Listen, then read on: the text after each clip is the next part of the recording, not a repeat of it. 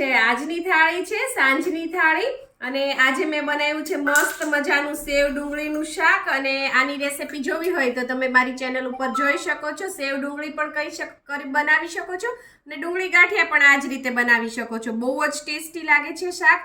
સાથે છે મસ્ત મજાનો શિયાળો ચાલે છે તો વઘારેલું લીલું લસણ। આની રેસિપી આને લગતી ટિપ્સ બધું તમને મારી ચેનલ ઉપર જોવા મળી જશે।